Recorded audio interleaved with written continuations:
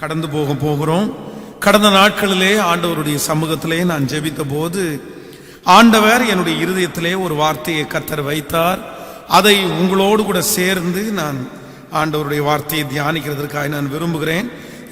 நாம் எல்லாரும் வேதத்தை நாம் திறந்து 1 சாமுவேலின் புஸ்தகத்திலே 3ஆம் அதிகாரம் 10வது வசனத்திலிருந்து நாம் ஒரு சில வசனங்களை வாசிக்க போகிறோம். எல்லாரும் வேத புத்தகத்தை எடுத்துக்கொள்ளுங்கள். நீங்கள் வீடுகளிலே இருந்தாலும் வேத புத்தகத்தை எடுக்கும்படியாய் உங்களை அன்போடு கேட்கிறேன். 1 சாமுவேல் 3வது அதிகாரம் 10வது வசனத்திலிருந்து நம்ம வாசிக்க போகிறோம். 343வது பக்கத்தில் இருக்கிறது. பழைய ஏற்பாட்டிலே பேஜ் நம்பர் 343 வாசிக்கலாமா? எல்லாரும் 10வது வசனத்திலிருந்து வாசிக்கலாம். அப்பொழுது கர்த்தர் நின்று முன்போல சாமுவேலே சாமுவேலே என்று கூப்பிட்டார். அதற்கு சாமுவேல் சொல்லும் அடியேன் கேட்கிறேன் என்றார். கர்த்தர் சாமுவேலை நோக்கி, இதோ நான் இஸ்ரவேலில் ஒரு காரியத்தை செய்வேன். அதை கேட்கிற ஒவ்வொருவருடைய 2 காதிலும் அது தொனித்து கொண்டே இருக்கும். நான் ஏலியின் குடும்பத்திற்கு விரோதமாய் சொன்ன யாவையும் அவன் மேல் அந்நாளிலே வரப்பண்ணுவேன். அதை தொடங்கவும் அதை முடிக்கவும் போகிறேன். அவன் குமாரர் தங்கள் மேல் சாபத்தை வரப்பண்ணுகிறதை அவன் அறிந்திருந்தும் அவர்களை அடக்காமற் போன பாவத்தின் நிமித்தம் நான் அவன் குடும்பத்திற்கு என்றும் நீங்காத நியாய தீர்ப்பு செய்வேன் என்று அறிவித்தேன். இன்னொரு வசனத்தை கூட நம்ம வாசிக்கலாம். இதே 1 சாமுவேல் 4ஆம் அதிகாரம் 15வது வசனத்திலிருந்து நம்ம வாசிக்க போகிறோம். ஏலி 98 வயதுள்ளவனாய் இருந்தான். அவன் பார்க்க கூடாதபடி அவன் கண்கள் மங்கலாயிருந்தது. அந்த மனுஷன் ஏலியை பார்த்து, படையிலிருந்து வந்தவன் நான் தான், இன்று படையிலிருந்து ஓடி வந்தேன் என்றான். அப்பொழுது அவன், என் மகனே, நடந்த காரியம் என்ன என்று கேட்டான். செய்தியை கொண்டு வந்தவன் பிரதி உத்தரமாக, இஸ்ரவேலர் பெலிஸ்தியருக்கு முன்பாக முறிந்தோடி போனார்கள். ஜனங்களுக்குள்ளே பெரிய சங்காரம் உண்டாயிற்று.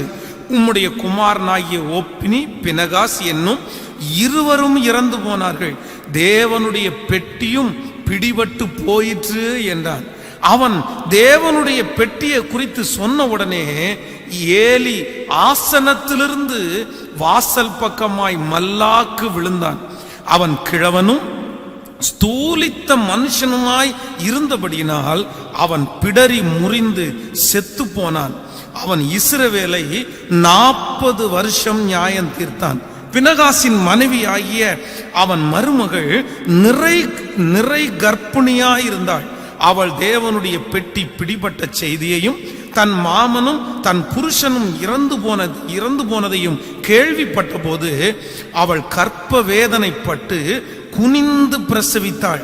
அவள் சாக போகிற நேரத்தில் அவள் அண்டையில் நின்ற ஸ்திரீகள், நீ பயப்படாதே, ஆண் பிள்ளையை பெற்றாய் என்றார்கள். அவளோ அதற்கு ஒன்றும் சொல்லவில்லை, அதன் மேல் சிந்தையும் வைக்கவில்லை. நன்றாய் கவனிங்கள் ஆண்டவருடைய பிள்ளைகளே. நம்ம இங்க 2 அதிகாரத்தை நம்ம வாசித்தோம். ஒன்று, இந்த சாமுவேலிடத்திலே ஆண்டவர் பேசுகிறார். ஆண்டவர் சாமுவேலே சாமுவேலே என்று கூப்பிடுகிறார். ஆனால் அந்த சாமுவேல் தன்னை ஏலி கூப்பிட்டு இருப்பார். இதுவரைக்கும் ஆண்டவருடைய சத்தத்தை அவன் கேட்காததுனாலே ஏலி இடத்துல போய் கேட்கிறார். உடனே ஏலி சொல்றாரு, நான் அவனை கூப்பிடல, நீ போய் படுத்துக்கோ அப்படின்றாரு.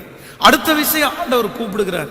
உடனே ஏலிக்கு இப்பொழுது ஞாபகம் வருகிறது, நான் இங்க கூப்பிடல, ஆனா நான் கூப்பிட்டேன் அப்படின்னு சொல்லி இவன் வர்றான் அப்படின்னா யாரோ ஒருத்தர் இவனை கூப்பிட்டு இருக்கிறார். அப்பொழுது ஏலி புரிந்து கொண்டான், இவனை கூப்பிட்டது நான் அல்ல, இவனை கர்த்தர் கூப்பிடுறாரு. உடனே பிள்ளையாண்டானை பார்த்து சொல்லி அனுப்புகிறார். சொல்லி அடுத்த விசை ஒருவேளை இப்படிப்பட்ட சத்தம் கேட்குமையானால் நீ சொல்லு, கர்த்தாவே சொல்லும், அடியேன் கேட்கிறேன் என்று சொல்லு என்று அனுப்பி விடுகிறார். அதை போல அவன் போறான். ஆண்டவர் இந்த சாமுவேல் இடத்திலே ஏலியினுடைய குடும்பத்தை பற்றி சகல காரியத்தையும் ஆண்டவர் சொல்லுகிறார். ஆனா இரண்டாவது சாப்டர்ல நம்ம வாசித்தோம், இப்படிப்பட்ட ஒரு கொடுமை நடக்கவே கூடாது. யுத்தத்திலிருந்து ஒருவன் வருகிறான், அவனை தூரத்துல பார்த்த உடனே இந்த ஏலி என்கிற தீர்க்கதரிசி, ஏலி என்கிற ஆசாரியன் அவன் கேட்கிறான், நீ யாருப்பா, நீ எங்கிருந்து வந்திருக்கிற, நீ படையிலிருந்து வந்தவனா? உடனே அவன் சொல்லுகிறான், ஆமா நான் படையிலிருந்து தான் நான் வந்தேன். சரி, என்ன நம்ம சம்பவம் நடக்குது, யுத்தத்தினுடைய செய்தி என்ன, ஜனங்கள் எல்லாரும் எப்படி இருக்காங்க அப்படின்ற தத்தளிப்போடு ஏலி அவனிடத்துல கேட்கிறான். கேட்ட உடனே அவன் சொல்றான், ஐயோ ரொம்ப கொடுமை, நடக்க கூடாதெல்லாம் நடந்துருச்சு. உம்முடைய பிள்ளைகளாகிய ஓப்பினி பினகாஸ் 2 பேர் செத்து போயிட்டாங்க, 2 பிள்ளைகளும் இறந்துட்டாங்க. அது மட்டுமல்ல, கர்த்தருடைய உடன்படிக்கை பெட்டி பிடிபட்டு போனது. இந்த செய்தியை கேட்ட உடனே ஆசாரியனா இருந்த இந்த ஏலி இந்த துக்கம் தாங்க முடியாம தன்னுடைய சேர்ல இருந்து அவன் கீழே விழுந்து, வேதம் சொல்லுது, அவன் அப்படியே மரிச்சு போகிறான். ஒரு நாள்ல யுத்தத்திலே பலாயிரக்கணக்கான ஜனங்கள் மரிக்கிறார்கள்.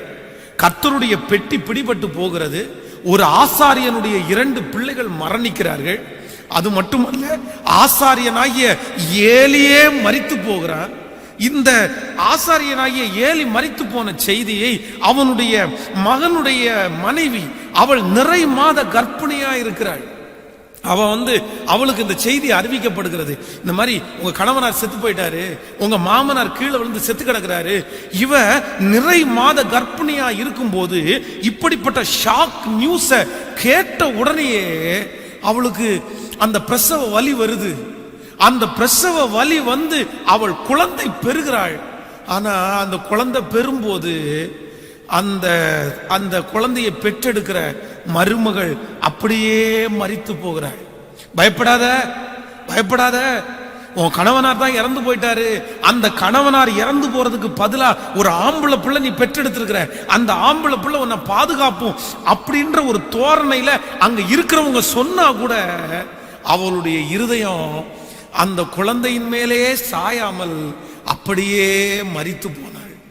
நன்றாய் கவனிங்கள் ஆண்டவருடைய பிள்ளைய, ஒரே நாளில் ஒரு வீட்டில், ஒரு தேசத்துல, ஒரு குடும்பத்துல இவ்வளவு பெரிய சம்பவம் நடக்கவே கூடாது. ஜனங்கள் ஆயிரக்கணக்கான பேர் மரணம், உடன்படிக்கப்பட்டு பிடிக்கப்பட்டது. ஓப்பினி பினகாஸ் 2 பேர் மரித்து போகிறார்கள். ஆசாரியன் மரித்து போகிறான். அந்த ஆசாரியனுடைய மருமகள் அவள் இறந்து போகிறாள். இப்படி தேசமெல்லாம் சஞ்சத்திலே இருக்கிறது. ஆண்டவர் இந்த தேசத்தை அவர் கைவிட்டார். ஏலியினுடைய குடும்பத்தை ஆண்டவர் கைவிட்டார். நான் கடந்த நாட்களிலே நான் ஒரு செய்திக்காக ஆண்டவருடைய சமூகத்தில் நான் ஜெபிக்கும் போது ஆண்டவர் என்னுடைய இருதயத்திலே பேசின ஒரு வார்த்தை, கைவிடப்படும் முன் ஆண்டவர் கொடுக்கிற 3 எச்சரிப்புகள் என்கிற தலைப்பிலே தான் இன்றைக்கு நான் தேவ செய்தியை உங்களுக்கு கொடுக்க போகிறேன். நீங்கள் மிகவும் கவனமாய் இந்த செய்தியை நீங்கள் கேளுங்கள். ஒரு மனுஷனை ஆண்டவர் கைவிடுவதற்கு முன்பாக அவனுக்கு ஒரு 3 விதமான எச்சரிப்பை ஆண்டவர் கொடுக்கிறார். ஆண்டவர் சொல்லுகிறார், நான் உன்னை கைவிட மாட்டேன், உன்னை விட்டு விலக மாட்டேன். நன்றாய் கவனிங்கள். அவ்வளவு சீக்கிரத்திலே ஆண்டவர் ஒரு மனுஷனை அவ்வளவு சீக்கிரத்துல கைவிட மாட்டாரு. யாரையுமே கைவிட மாட்டாரு. யார் கைவிட்டாலும் ஆண்டவர் கைவிட மாட்டார். ஆனால் கர்த்தரே கைவிடக்கூடிய ஒரு சூழ்நிலை வரும் என்கிறத ஆண்டவருடைய பிள்ளைகள் ஒரு காலம் மறந்துடக்கூடாது. அதான் ஒரு வசனத்துல நம்ம வாசிக்கிறோம், இம்மை பொழுது உன்னை நான் கைவிட்டேன், இம்மை பொழுது நான் உன்னை கைவிட்டேன், ஆனாலும் உருக்கமான இரக்கங்களால் உன்னை சேர்த்து கொள்ளுவேன். ஆண்டவர் நோவாவின் நாட்களிலே வந்த ஜலப்பிரளயம், நான் சொல்லுகிறேன், அது ஜனங்களை கைவிட்டதனுடைய அர்த்தம்.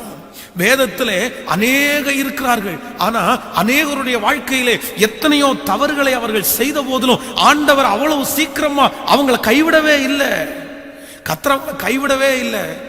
ஆனா ஒரு சிலரை ஆண்டவர் கை விட்டு விட்டார். ஒண்ணுமே பண்ண முடியாதுப்பா. அதான் நீங்கள் வேதத்துல வாசிக்கும் போது வேதம் சொல்கிறது, கர்த்தர் அந்நியருடைய கையிலே அவர்களை விற்று போட்டார். காசுக்காக விட்டு போடலங்க, ஆண்டவர் சும்மா விற்று போட்டார்.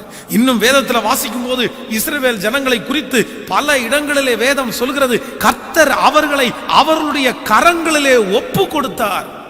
கரங்களில் ஒப்பு கொடுத்தார், விற்று போட்டார். அப்படின்றதுக்கு என்ன அர்த்தம் அப்படின்னு சொன்னா, ஆண்டவரே அவர்களை என்ன பண்ணிட்டாருன்னா கைவிட்டுட்டாரு. ஆனால் எனக்கு தெரியும், இந்த உலகத்துல மனுஷன் கைவிட்டா பிரச்சனை இல்லை, ஆண்டவருடைய பிள்ளைய சொந்தக்காரங்க கைவிட்டா பிரச்சனை இல்லை, நண்பர்கள் கைவிட்டா பிரச்சனை இல்லை. உங்களை யாராவது கைவிட்டாங்களா? மனுஷர்கள் கைவிடுவது நல்லது. மனுஷங்க கைவிடட்டும். மனுஷங்க சில நேரத்தில் நம்மளை கைவிடல அப்படின்னா அவர்கள் தான் நம்மளை உயர்த்தினார்கள் என்று பேசிக் கொண்டிருப்பார்கள். சோ மனிதர்கள் உங்களை கைவிட்டதை குறித்து நீங்கள் கவலைப்பட வேண்டிய அவசியம் இல்லை. கர்த்தர் மட்டும் உங்களை கை தூக்குவாரே. ஆனால் எந்தெந்த மனிதர்கள் உங்களை கைவிட்டார்களோ அந்த மனிதர்களுக்கு முன்பாகவே கர்த்தர் உங்களை சாட்சியாய் நிறுத்துறாரு. ஆனா ஒரு மனுஷனை யாரு கைவிடக்கூடாது தெரியுமா? கர்த்தர் கைவிட்டக்கூடாது, கர்த்தர் விற்று போட்டக்கூடாது. இஸ்ரவேல் ஜனங்களை குறித்து வேதம் சொல்லுகிறது, ஆண்டவர் அவ்வளவு சீக்கிரமா ஒருத்தரை கைவிட மாட்டார் என்கிறதற்கு இஸ்ரவேல் ஜனங்கள் ஒரு மிகப்பெரிய அடையாளம். அவங்க இஸ்ரவேல் ஜனங்களை கர்த்தர் எகிப்திலிருந்து கர்த்தர் அழகாய் மீட்டு கொண்டு வந்தார். அவர்களுக்கு முன்பாக ஆண்டவர் ஒரு 10 வாதைகளை கர்த்தர் காண்பித்தார். நான் உன் கூட இருக்கிறேன்ப்பா, நான் உன்னை வேறு பிரிக்கிறேன்ப்பா, நான் உனக்காக செய்வேன்ப்பா அப்படின்னு சொல்லி எகிப்து ஜனங்களை கர்த்தர் அப்படியே அழித்து எகிப்து ஜனங்களுக்கு விரோதமாய் கர்த்தர் 10 வாதைகளை இஸ்ரவேல் ஜனங்களுக்காய் கர்த்தர் காண்பித்தார். ஆனா செங்கடலுக்கு முன்பாக வந்து நின்று அவர்கள் முறுமுறுக்க ஆரம்பிச்சார்கள். மோசையை பார்த்து சொன்னாங்க, எகிப்திலே எங்களுக்கு பிரேத குழிகள் இல்லை என்றா இங்க கொண்டு வந்தீங்க அப்படின்னு முறுமுறுத்தாங்க. ஆனா அந்த நிமிஷத்துல ஆண்டவர் அவர்களை கைவிடல. சரி பரவாயில்லப்பா, நான் மன்னிச்சினப்பா, மோசே உன்னுடைய கையை செங்கடலுக்கு நேராக நீட்டு. உடனே அவன் நீட்டின உடனே ஆண்டவர் செங்கடலை 2ஆய் பிரித்து ஜனங்களை அப்படியே வெட்டாந்தரையிலே நடக்க பண்ணினார். உடனே ஆண்டவருக்கு ஸ்தோத்திரம் ஸ்தோத்திரம் அப்படின்னு சொல்லி அவங்க பாட ஆரம்பிச்சிட்டாங்க. கர்த்தர் அதுல அவங்கள கைவிடல. அதற்கு பிறகு மாராவுக்கு வந்தாங்க. அங்க ஆண்டவருக்கு விரோதமாய் முறுமுறுத்தார்கள். கர்த்தர் அங்க கைவிடல. கண்மலைக்கு முன்பாக வந்து நின்னாங்க, அங்க முறுமுறுத்தார்கள். கர்த்தர் அவங்களை கைவிடல. அதற்கு பிறகு எங்களுக்கு நான்வெஜ் சாப்பிடணும், நாங்க இந்த மன்னாவே எத்தனை நாள் சாப்பிட்டு இருக்கிறது அப்படின்னு தங்களுடைய சாப்பாடை குறித்து ஆண்டவருக்கு விரோதமாய் முறுமுறுத்தார்கள். ஆண்டவர் அவர்களை கைவிடல. கர்த்தர் அவர்களுக்கு காடைகளை வரவழைத்தார். இப்படி 1 இல்ல 2 இல்ல 3 இல்ல, அநேக இடங்களிலே கர்த்தரை அவர்கள் சோதித்தும் கர்த்தர் அவர்களை பரீட்சை பார்த்தும் கர்த்தருக்கு விரோதமாய் அவர்கள் முறுமுறுத்த போதிலும் ஆண்டவர் இஸ்ரவேல் ஜனங்களை கைவிடவே இல்லை. அதனாலதான் நான் சொல்றேன், ஆண்டவர் அவ்வளவு சீக்கிரம் ஒரு மனுஷனை கைவிட மாட்டார், அவ்வளவு சீக்கிரம் கைவிட மாட்டார். ஆனா கடைசி இன்னும் ஆண்டவர் அந்த கானான் தேசத்திற்குள்ளே கொண்டு போகிறதற்கு கொஞ்சம் தூரம் தான் இருக்குது. இன்னும் சில நாட்கள் தான் பிரயாணம் இருக்கிறது, சில நாட்கள் தான் பிரயாணம். அந்த பிரயாணம் போகிறதற்கு முன்பாக அந்த தேசம் எப்படி இருக்கிறது என்று பார்க்கிறதற்காக ஆண்டவர் ஒரு 12 பேரை அந்த இடத்துல இருந்து மோசையை அனுப்பி விடுகிறார், நீங்க போய் பார்த்துட்டு வாங்கப்பா அப்படின்னு. ஆனால் போனவங்களில் 10 பேர் இஸ்ரவேல் ஜனங்களுக்கு துர்ச்செய்தியை பரப்பினார்கள். ஜோஷுவா காலேப் 2 பேரை தவிர மற்றவங்க எல்லாரும் துர்ச்செய்தியை பரப்பினாங்க. உடனே ஜனங்களெல்லாம் ஓடு சத்தம் போட்டு அழ ஆரம்பிச்சாங்க. ஜோஷுவாவும் காலேப்பும் அவர்களை அமர்த்தி சொல்றாங்க, நீங்க ஏன் இப்படி பண்றீங்க, நீங்க ஏன் இப்படி பயப்படுறீங்க, இதுவரையிலும் நம்மை நடத்தின கர்த்தர் நடத்த மாட்டாரா? எகிப்திலேயே விடுதலையாக்கின கர்த்தர் நம்மளை விடுதலையாக்க மாட்டாரா? வனாந்திரத்தில் நடத்தின கர்த்தர் நம்மளை நடத்த மாட்டாரா? எத்தனையோ காரியத்தை அவர்களுக்கு சொல்லியும் இந்த ஜனங்கள் எல்லாரும் நம்பவே இல்லை, ஆண்டவரை விசுவாசிக்கவே இல்லை. இதுவரையிலையும் எத்தனையோ பிரச்சனைகளில் கைவிடாத கர்த்தர் இப்போ ஒரு முடிவு எடுத்துட்டாரு. இல்லப்பா இல்ல, இந்த ஜனங்களை கூட்டிட்டு நான் போக மாட்டேன், நான் கானான் தேசத்திற்கு இவங்களை அனுப்ப மாட்டேன். 20 வயதிற்கு மேலே இருக்கிற அத்தனை பேருடைய பிணங்களும் இங்க விழும் அப்படின்னு கர்த்தர் அவர்களை கைவிட்டு விட்டார். அந்த சன்னதியே ஜனங்களை கர்த்தர் கைவிட்டு விட்டார். அடிக்கடி கடிந்து கொள்ளப்பட்டும் தன் பிடரியை கடினப்படுத்துகிறவன் சகாயமின்றி சடுதியிலே நாசம் அடைவான் என்று வேதம் சொல்கிறது. ஆண்டவருடைய பிள்ளையே, உங்களை யாரையும் நான் பயப்படுத்துவதற்காக இந்த செய்தி நான் சொல்லல. ஆனா என்னுடைய கண்களில் நான் பார்த்தத வருத்தத்தோட உங்களுக்கு நான் ஷேர் பண்றேன். என்னுடைய இருதயத்திலே அவ்வளவு ஆதங்கங்கள் உள்ளே இருக்கிறது. ஒரு நாள் கர்த்தருக்காக பிரகாசித்தவர்கள், ஒரு நாள் ஆண்டவருடைய அற்புதத்தை நேருக்கு நேர் பார்த்தவர்கள், ஆண்டவரோடு பேசினவர்கள், ஆண்டவருக்கு ஊழியம் செய்தவர்கள். ஆனால் ஆண்டவர் கைவிட மாட்டார் என்று ஆயிரக்கணக்கான பேருக்கு உபதேசம் பண்ணினவர்கள். ஆனால் இன்றைக்கு அப்படிப்பட்ட நிறைய பேரை கர்த்தரே கைவிடுகிற ஒரு சூழ்நிலையிலே தள்ளப்பட்டு விட்டார்கள். ஏன் ஆண்டவர் கைவிட்டார்?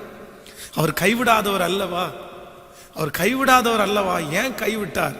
நான் இன்றைக்கு ஒரு 3 காரியங்களை உங்களுக்கு சொல்ல போகிறேன். நான் திரும்ப திரும்ப சொல்றேன், இந்த செய்தி உங்களுக்கு மிகவும் முக்கியமான செய்தி. இந்த செய்தியை நீங்க கேட்கணும். ஆண்டவர் ஒரு தேவனுடைய பிள்ளைய எப்ப ஆண்டவர் கைவிடுவார் என்று ஒரு 3 காரியங்களை இந்த சம்பவத்திலிருந்தே உங்களுக்கு சொல்லி உங்களுக்காக ஜெபிக்க ஆசைப்படுகிறேன். முதலாவதாக நாம் ஒரு வசனத்தை நம்ம வாசிக்கலாமா? ஸ்தோத்திரம்.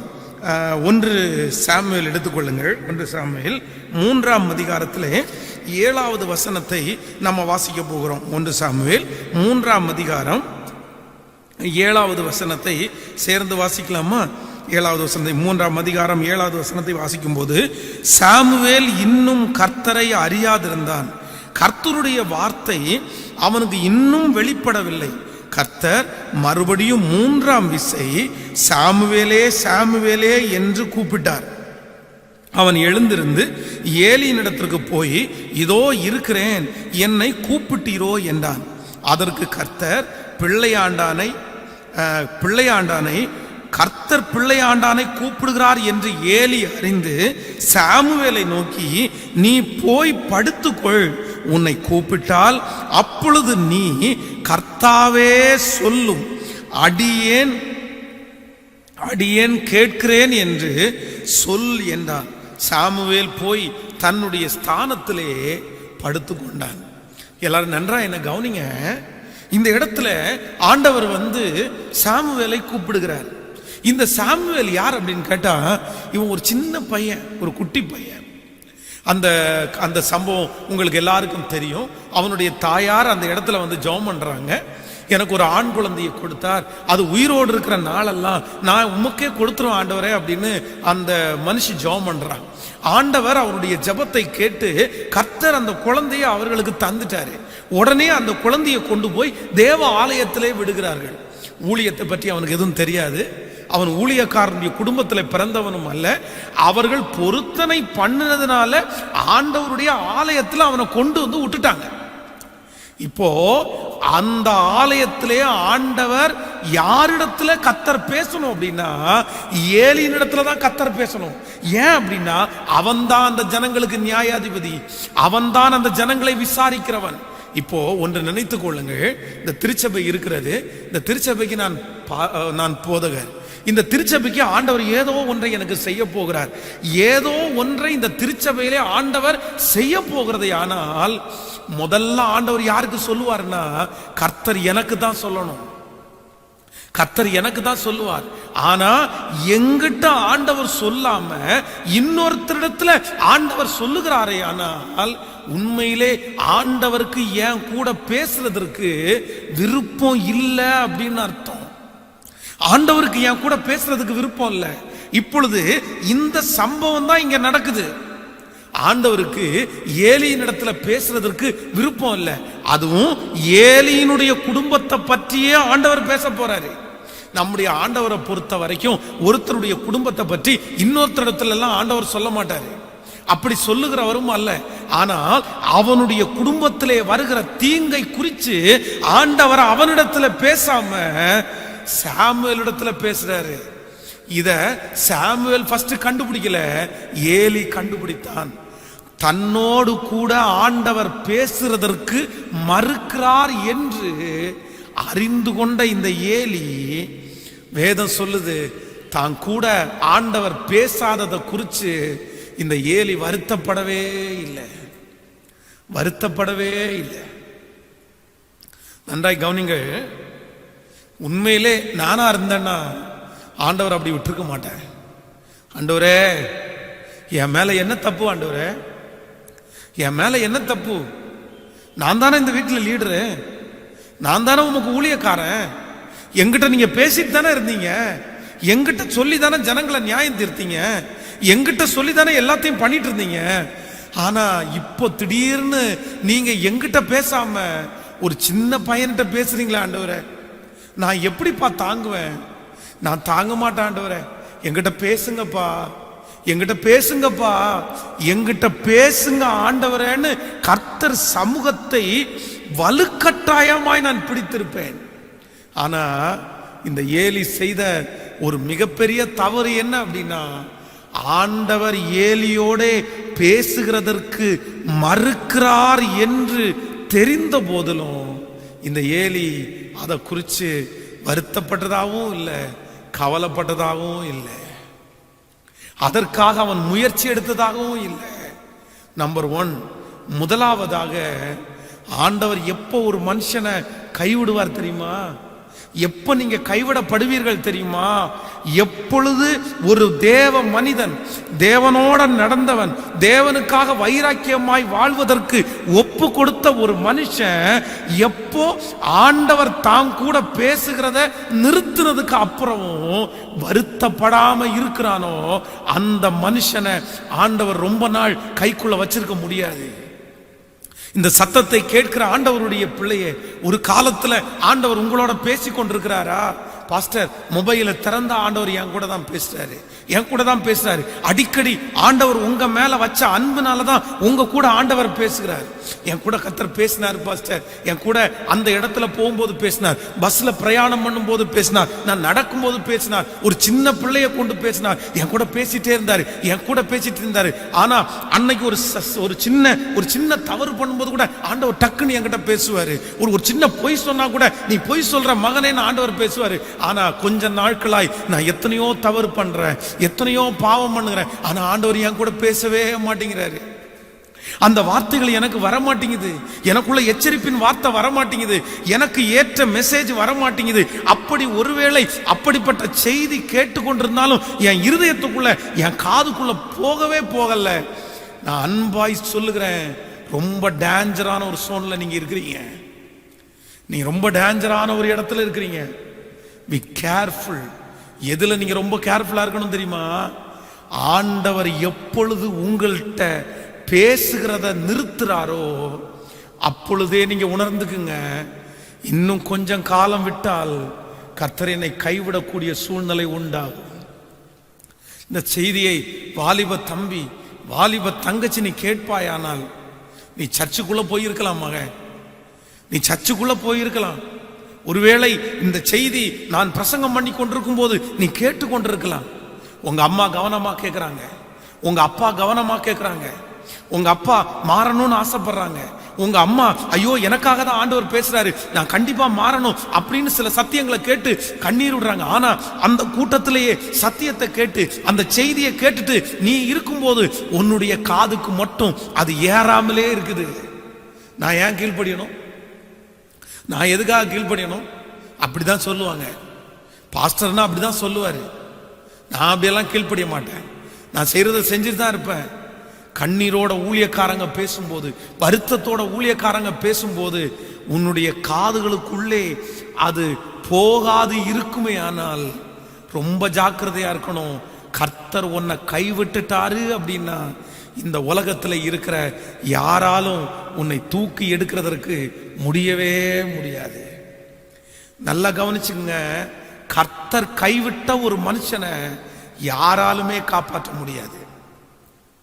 சில மனிதர்கள் அப்படிதான் முயற்சி எடுத்துக்கொண்டிருக்கிறார்கள். நான் உன்னை காப்பாற்றி விடுறேன்ப்பா, நான் உன்னை தூக்கி விடுறேன்ப்பா, நான் உனக்கு பண ஹெல்ப் பண்றேன்ப்பா. நான் சொல்றேன், ஆண்டவரை விட்டு பின்மாறி போன ஒரு மனிதன், ஆண்டவரை விட்டு தூரத்துல போன ஒரு மனிதனுக்கு நீங்க கோடிக்கணக்கான பணத்தை செலவு பண்ணினாலும் அவனால முன்னுக்கு வர முடியாது என்கிறத நான் ஆணித்தரமா அடிச்சு சொல்றேன். நீங்கள் யோனாவின் தீர்க்க தரிசன புஸ்தகத்தில் நீங்கள் வாசிக்க முடியும். யோனாவை காப்பாற்றணுன்ற ஒரே ஒரு எண்ணம் அந்த கப்பலில் இருந்த எல்லாருக்குமே வந்துருச்சு. சே இவனை மட்டும் ஏன் நம்ம காப்பாற்றக்கூடாது, இவனை காப்பாற்றலாம். அவனை காப்பாற்றணுன்ற ஒரே ஒரு காரணத்திற்காக தங்களுடைய கப்பலிலே இருந்த எல்லா பொருட்களையும் தூக்கி கடல்ல போட்டாங்க. எல்லாத்தையும் தூக்கி கடல்ல போட்டாங்க. அத்தனை மாதத்தினுடைய சம்பளம், அத்தனை மாதத்தினுடைய வருமானம், தங்களுடைய வாழ்க்கைக்கான தேவையான பொருட்கள் மொத்தத்தையும் இந்த மனுஷனை காப்பாற்றணுன்ற ஒரே ஒரு காரணத்திற்காக கடல்ல தூக்கி போட்டாங்க. ஆனா கடல் தன்னுடைய மும்முரத்தை விட்டு அமரவே இல்லை. அப்போ ஒன்று நினைத்துக் கொள்ளுங்கள், ஆண்டவர் பிரியப்படாத, ஆண்டவருக்கு சித்தத்திற்கு மாறாக, ஆண்டவருக்கு விரோதமாய் நடக்கிற ஒரு மனிதனை நீங்கள் காப்பாற்ற நினைப்பது கூட, நான் சொல்றேன், நீங்க எவ்வளவு லட்சங்களை இழந்தாலும் எவ்வளவு கோடிகளை இழந்தாலும் அந்த மனுஷனை காப்பாற்ற முடியாது, காப்பாற்ற முடியாது. சோ இந்த செய்தியில இருக்கிற அத்தனை பேரும் ஒன்றை நினைத்துக் கொள்ளுங்கள், ஆண்டவர் உங்களிடத்துல பேசுகிறத நிறுத்திட்டாருன்னா நீங்க போய் தனியாக உட்கார்ந்து அழுங்க. ஆண்டவரே என்னிடத்துல பேசுங்கப்பா. எனக்கு தெரியும் இந்த செய்தியை கேட்கிற நிறைய பேர் ஒரு காலத்துல பாஸ்டர்ஸ் பிரசங்கம் பண்ணும்போது கண்ணீர் விட்டு அழுதவங்க நிறைய பேர் இருக்கிறீங்க. அந்த செய்தியை பேசும்போது உங்களுக்குள்ளே அந்த அனல் அப்படியே உண்டாகும். நீங்க அந்த மாதிரி மாறணும்னு நீங்க ஜெபம் பண்ணீங்க. அந்த அபிஷேகம் உங்களுக்குள்ள வரும், அந்த தரிசனம் உங்களுக்குள்ள வரும். திரும்ப திரும்ப அழுது அழுது அழுது அழுததை கேட்டீங்க. ஆனா இப்போ கொஞ்ச நாட்களாய் எந்த செய்தி கேட்டாலும் உங்களுக்குள்ள அபிஷேகம் வரல, உங்களுடைய இருதயத்துக்குள்ள அது போகல. நீங்க தூரத்துல நிக்கிறீங்க, உங்களுடைய இருதயம் அடைக்கப்பட்ட கதவா இருக்கிறது. கர்த்தர் உனக்காகத்தான் அந்த செய்தியில பேசுறாரு. மகளே ஜெபம் பண்ணு, மகனே ஜெபம் பண்ணு, மகனே மாறு, மகளே மாறு. நீ போகிற வழி சரியில்லை, நீ போகிற பாதை சரியில்லை. கர்த்தர் உங்ககிட்ட பேசிட்டே இருக்காரு. அந்த செய்தியை நீங்க கேட்கறீங்க, ஆனா அந்த செய்தி உங்களுடைய இருதயத்துக்குள்ள, உங்க காதுக்குள்ள போகல. காரணம் என்ன அப்படின்னா, ஆண்டவர் உங்களோட பேசுறத நிறுத்திட்டாரு. ஆண்டவரே நீங்க பேசாம இருந்தா நான் செத்துருவேன் ஆண்டவரே, என் கூட பேசுங்க ஆண்டவரே, என் கூட பேசுங்க ஆண்டவரே. அதான் யோபு தன்னுடைய வாழ்க்கையில சொல்லும் போது ரொம்ப அழகாய் சொல்லுகிறான். நான் முன்பாக போனாலும் அவர் இல்லை, நான் பின்பாக கிரியை செய்தும் அவரை காணேன். ஆனாலும் நான் போகும் வழியை அவர் அறிவார், அவர் என்னை சோதித்த பிறகு பொன்னாக விளங்குவேன். அதான் முன்னாடி போன போது அவர் இல்லைன்றதுக்காக அவரை விட்டுறல, பின்னாடி போகும்போது அவர் இல்லைன்றதுக்காக அவரை விட்டுறல, எப்படியாவது அவரை பார்க்கணும் அப்படின்னு சொல்லி, அவருடைய சத்தத்தை கேட்கணும்னு சொல்லி யோபு தீவிரப்படுகிறான். இந்த செய்தியை கேட்கிற ஒவ்வொரு தேவனுடைய பிள்ளைகளும் இன்றைக்கு நீங்க எடுக்க வேண்டிய ஒரு மிகப்பெரிய தீர்மானம், பிரதர், சிஸ்டர், வாலிப தம்பி, தங்கச்சி, ஆண்டவர் உன்னை கைவிடுகிறதற்கு முன்னாடி நீ ஒப்பு கொடுத்து என்ன ஜெபம் பண்ணணும்னா, தேவனே அப்பா என் கூட பேசுங்கப்பா, என் கூட பேசுங்கப்பா. நான் தவறான இடத்திற்கு போகும்போது நீ போற இடம் சரியில்லைன்னு என்கிட்ட பேசுங்கப்பா, என்கிட்ட பேசுங்கப்பா. அதான் நிறைய பேர் என்கிட்ட சொல்றத கேட்டிருக்கிறேன். கர்த்தர் தடுத்திருக்க கூடாதா பாஸ்டர்? நான் அந்த காரியத்திற்கு போகும்போது ஆண்டவர் என் கூட பேசியிருக்க கூடாதா? நான் சொல்றேன், ஆண்டவர் பேசுற அளவுக்கு ஒருவேளை நீங்க இல்லையோ என்னமோ தெரியலையே. அதனால எல்லாரும் இந்த செய்திக்கு நடுவே உங்களுடைய கரங்களை உயர்த்தி, சங்கீதக்காரனாகிய தாவீது சொல்றான்ல, தேவனே மௌனமா இராதேயும், தேவனே மௌனமா இராதேயும், தேவனே சும்மா இராதே, கைய மேல உயர்த்தி என்கிட்ட பேசுங்கப்பா. நான் சாகிற வரைக்கும் உங்க குரலை நான் கேட்கணும்.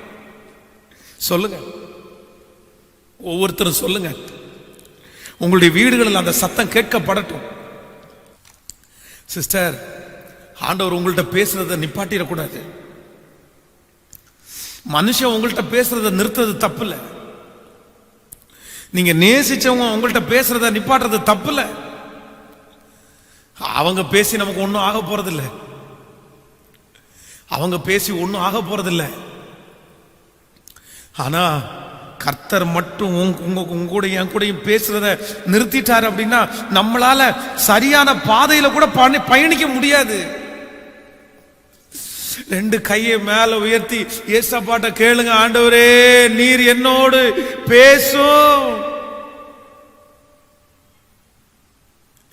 பேசும், பேசும் ஜெபம் செய்யும் போது ஆண்டவா பிரியமானதை இப்போ காட்டும் செய்ய ஆயத்தம். சொல்லுவோம். ஆண்டவா பிரியமானதை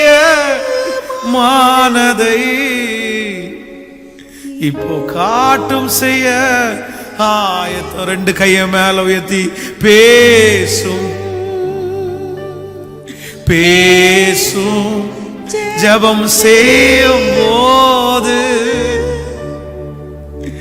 ஆண்டவா பிரியமானதை இப்போ காட்டும் செய்ய ஆயத்தம். கவனிங்கள். ஒரு விசை ஒரு பெரிய ஒரு யூடியூப் சேனல்ல தவறாக பிடிக்கப்பட்ட ஒரு போதகரை கொண்டு வந்து உட்கார வைத்தார்கள். அந்த செய்தியை நான் பார்த்தேன். திடீர்னு அந்த செய்தியில வந்து ஒருத்தங்க பேசிட்டு இருக்காங்க. ஒரு பெண்ணிடத்துல பேசிட்டு இருக்கிறாங்க அந்த சேனல்ல. அந்த பெண்ணிடத்துல கேட்கிறாங்க, நீ யாருமா, எங்க இருந்து வந்த, உனக்கு என்ன பிரச்சனை? உடனே அந்த பெண் வந்து தன்னுடைய பிரச்சனை எல்லாம் சொல்லுது. இந்த மாதிரி ஒருத்தர் வந்து என்னை ஏமாத்திட்டாரு, என்ன கல்யாணம் பண்றேன்னு சொல்லிட்டு இன்னொருத்தரை கல்யாணம் பண்ணிட்டாரு அப்படின்னு, அவர் ஏற்கனவே இன்னொரு திருமணம் பண்ணவர் அப்படின்னு சொல்லி அது பேசுது. உடனே வந்து சரி அவரை கூப்பிட்டுருவோமா அப்படின்னு கூப்பிடுறாங்க. உள்ளே இருந்து வேதாகமத்தோடு ஒரு மனுஷன் உள்ளே வர்றாரு, பைபிளை கையில வச்சுட்டு. அப்படியே ஷாக் ஆயிடுச்சு. அவருடைய முகம் பாத்தீங்க அப்படின்னா அப்படியே விளறி போயிருக்குது. அந்த சேனல்ல வீடியோ எடுக்கிறாங்க, உட்காருங்க அப்படின்றாங்க, அவரை பற்றி கேட்குறாங்க, நீங்க எங்கிருந்து வந்தீங்க, என்ன செஞ்சிட்டு இருக்கிறீங்க. உடனே அவர் எல்லாத்தையும் சொல்ற, நான் இந்த இடத்துல ஊழியம் பண்றேன், இப்படி எல்லாம் பண்றேன், எல்லாத்தையும் சொல்லிட்டு இருக்கிறாரு. அவர் சொல்லிட்டு இருக்கும்போது அந்த ஆப்போசிட்ல இருக்கிற அந்த பொண்ணை பார்த்து, இந்த பொண்ணை உங்களுக்கு தெரியுமா? உடனே அவர் சொல்றாரு, ஆமா தெரியும். யாரு? எங்க சர்ச்சுக்கு வர்ற பிலிவர். உங்களுக்கு பிலிவர் மட்டுமா? நீங்க கல்யாணம் பண்ணீங்களாமே? உடனே அவர் இல்ல இல்ல அப்படின்றத மறுக்கிறாரு. அவங்க சொல்றதுக்கு எல்லாத்துக்குமே அவர் மறுப்பு தெரிவிக்கிறார். திடீர்னு அப்படியா, நீங்க ஒத்துக்கலையா? சரி ஒரு நிமிஷம் வெயிட் பண்ணுங்க, ஒரு சின்ன ஆடியோ போட்டு நாங்க உங்களுக்கு காமிக்கிறோம் அப்படின்னு சொல்லிட்டு ஒரு ஆடியோ ஒன்று ஆன் பண்றாங்க. அந்த ஆடியோவை ஆன் பண்றாங்க. இவருக்கு அப்படியே முகமே இல்லை. அந்த ஆடியோல அவர் பேசுகிற அந்த அசுத்தமான வார்த்தைகள், அப்படியே அந்த கவர் பண்ற வார்த்தைகள் எல்லாம் அப்படியே நமக்கே அது கேட்கறதுக்கு அப்படியே கூசுது. அப்பா அப்படி வித்தியாசமா பேசுறாரு. இப்ப தெரியுதா இது யாருடைய ஆடியோ? நீங்க தானே பேசிருக்கிறீங்க, இது உங்க குரல் தானே கேட்குது. அப்படியே வெட்கப்பட்டு கூனி குறுகி அந்த அந்த இடத்தை விட்டு அவர் அப்படியே போயிட்டாரு. என் மனசு ரொம்ப நொந்துருச்சு. நான் ஆண்டவரிடத்துல கேட்டேன், என்னதான் இருந்தாலும் உங்க ஊழியக்காரன் தானப்பா, ஒரு நாள் ஊழியம் செஞ்சவர் தானப்பா, எங்கேயாவது தனியா வச்சு இவரை தண்டிக்கலாம் இல்ல, தனியா வச்சு இவருக்கு பனிஷ்மெண்ட் கொடுத்துருக்கலாம் இல்ல. என் ஆண்டவரே, அடுத்தவனுக்கு முன்னாடி இவரை வித்து போட்டீங்க. என் ஆண்டவரே, இந்த ஊழியக்காரரை இப்படி கைவிட்டுட்டீங்க. உடனே ஆண்டவர் என்னுடைய இருதயத்தில் பேசினாரு, மகன், நான் அவனை எத்தனையோ விசை நான் அவனிடத்துல பேசிக்கொண்டே இருந்தேன். நீ போற பாதை சரியில்லை, உன் வழி சரியில்லை. ஒரு டைம் இல்லப்பா, 2 டைம் இல்லப்பா. வேதத்தை திறக்கும் போதெல்லாம் பேசினேன், செய்தியை கேட்கும் போதெல்லாம் பேசினேன். ஆனா ஒவ்வொரு டைமும் அந்த வார்த்தையை பேசும்போது அவன் மதிக்கவே இல்லை, அவன் அது பெரிய விஷயமா எடுக்கவே இல்லை. அதற்கு பிறகு நான் அவன்கிட்ட பேசுறத நிப்பாட்டிட்டேன். நான் அவன்கிட்ட பேசுறத நிப்பாட்டினதுக்கு பிற்பாடு கூட, ஐயோ ஆண்டவர் இப்ப முன்மாதிரி என்கிட்ட பேசுறது இல்லை, நான் தப்பு பண்ணா ஆண்டவர் என்கிட்ட பேசுறது இல்லை அப்படின்ற உணர்வு அவனுக்கு வரவே இல்லப்பா, வரவே இல்லப்பா. நான் பேசாததை நினைச்சு அவன் கவலைப்படவும் இல்லை. யார் யாரோ பேசாததை பற்றி அவன் கவலைப்பட்டான், ஆனா நான் பேசாததை பற்றி அவன் கவலைப்படல. வேற என்னப்பா பண்றது? கைவிடக்கூடிய சூழ்நிலை உண்டாயிருச்சு. அவனே தன்னுடைய வாழ்க்கையை தெரிந்து கொண்டான் என்கிறது போல ஆண்டவர் என்னுடைய இருதயத்தில் பேசினாரு. இந்த சத்தத்தை கேட்கிற அன்பு தேவனுடைய பிள்ளையே, இந்த செய்தியை ஆண்டவர் யாருக்காக பேசினாருன்னு எனக்கு தெரியல. ஒருவேளை நீங்க ஆண்டவரோட நல்ல தொடர்புல இருக்கிறவங்க கூட இருக்கலாம். நான் ஜெபம் பண்றேன் பாஸ்டர்னு கூட சொல்லலாம். ஆனா இந்த வார்த்தையை மட்டும் இருதயத்துல நீங்க எழுதி வச்சிருங்க. எப்பவுமே நீங்க எழுதி வச்சிருங்க. ஆண்டவர் உங்களோட பேசுறத குறைச்சிட்டார் அப்படின்னா, செய்திகள் பேசப்படும் போது உங்களுடைய இருதயத்துக்குள்ள போகல அப்படின்னா, நீங்க ரொம்ப கேர்ஃபுல்லா இருங்க. ஆண்டவரிடத்துல கேட்க வேண்டியது, என் கூட பேசுங்க.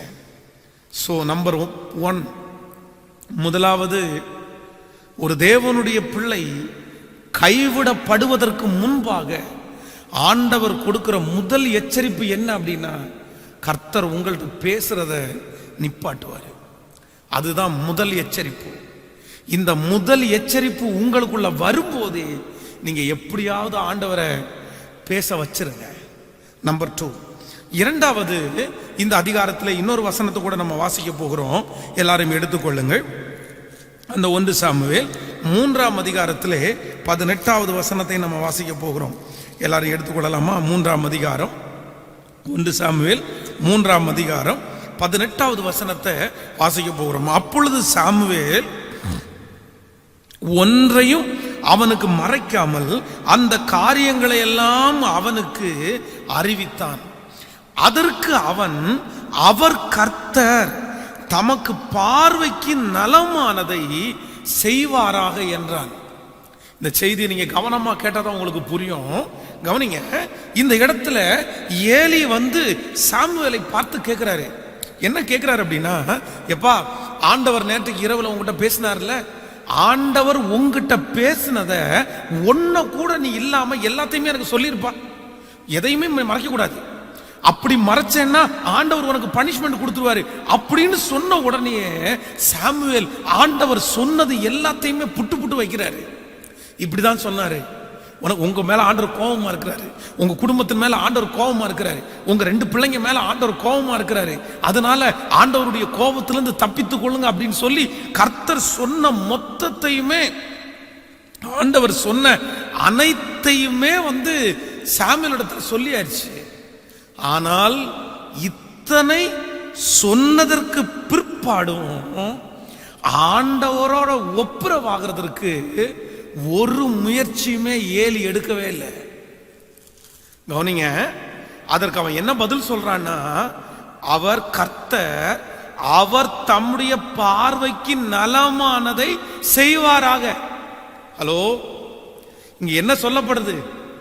சாமுவேல் இடத்துல ஆண்டவர் என்ன, உங்களுக்கு ஒரு 10 ஏக்கர் நிலம் கொடுப்பேன் நான் சொன்னாரு, இல்லைன்னா உன் 2 பிள்ளைகளையும் ராஜாவாக்குவேன் நான் சொன்னாரு, உன்னை அதிகாரியா வைப்பேன் நான் சொன்னாரு.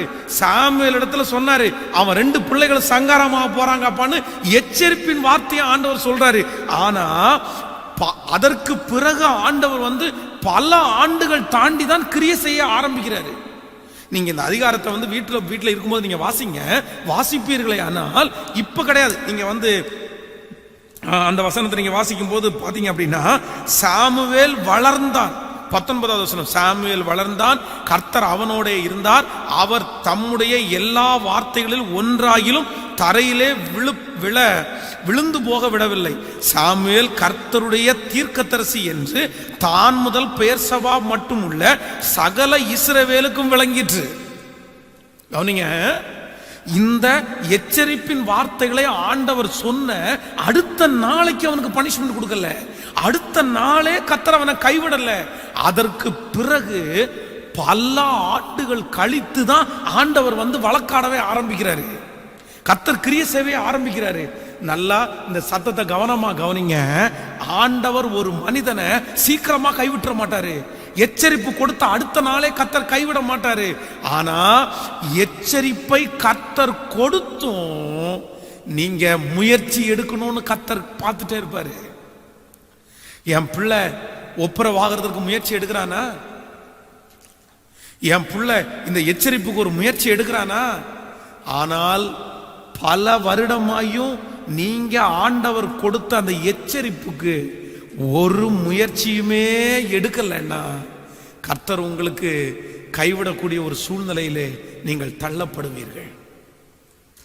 இந்த ஏலி பண்ணின ஒரு மிகப்பெரிய தவறு அதுதான். ஆண்டவருடைய பிள்ளையே, இன்னும் ஒரு 4-5 வருஷம் இருக்குல்ல, இன்னுதான் ஒரு 7 வருஷம் 6 வருஷம் இருக்குல்ல.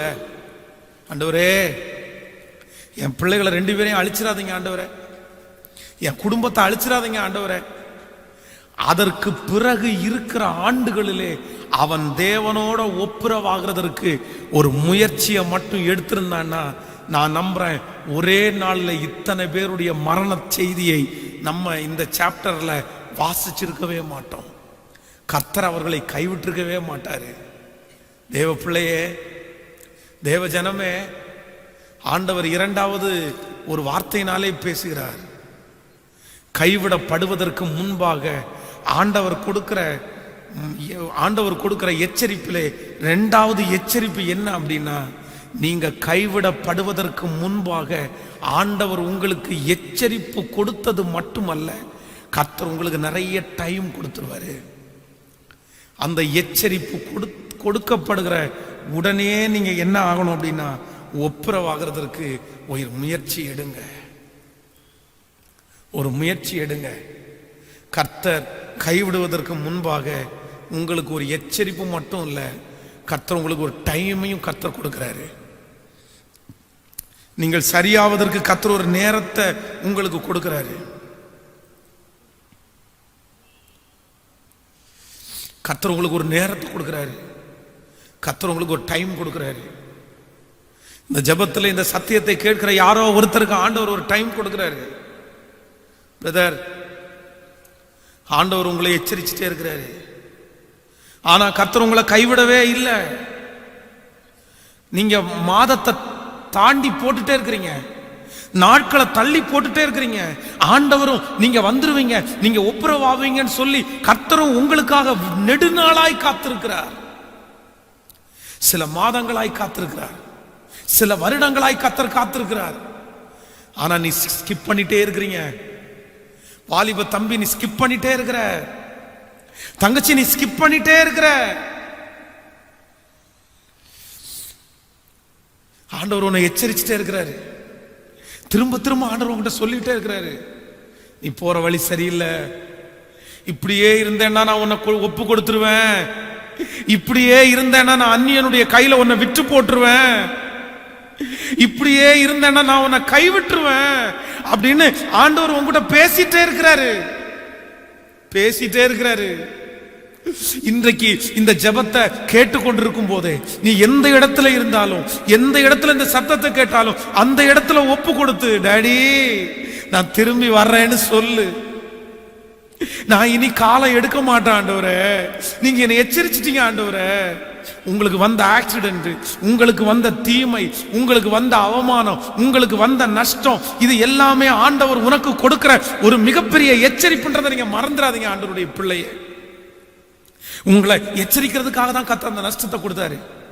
நீ போற பாதை சரியில்லைன்றதற்காக தான் ஆண்டவர் அந்த இடத்துல உன்னை அவமானப்படுத்துறது கர்த்தர் அனுமதிச்சாரு. உங்க வாழ்க்கையில இப்ப நிம்மதி இல்ல, சமாதானம் இல்ல, பெரிய பெரிய தோல்விகளை சந்திக்கிறீங்கல்ல, இது எல்லாமே ஆண்டவர் உங்களுக்கு கொடுக்கிற ஒரு மிகப்பெரிய எச்சரிப்பு. ஆனா இந்த எச்சரிப்பை கேட்டுட்டு ஒப்புரவாகிறத விட்டுட்டு லேட் பண்ண வேண்டாம். கர்த்தரிடத்துல சொல்லுங்க, ஆண்டவரே நான் இனி காலதாமதம் பண்ண மாட்டேன் ஆண்டவரே,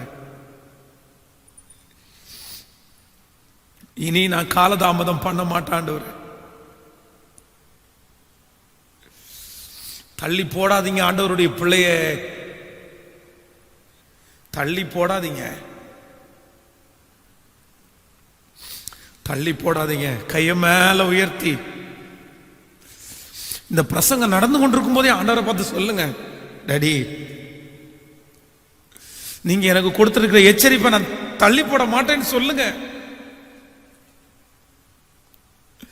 ஹல்லேலூயா. தள்ளி போட மாட்டான் ஆண்டவரே.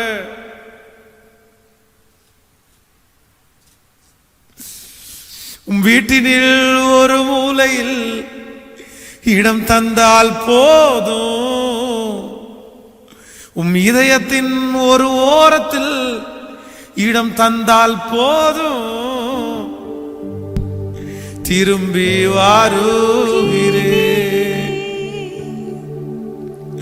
மானம் திரும்பி வருகிறே. எல்லாரும் இந்த பிரசங்கத்தை கேட்டுக்கொண்டிருக்கும் போதே யாருக்காக ஆண்டவர் பேசிட்டு இருக்காரு எனக்கு தெரியல.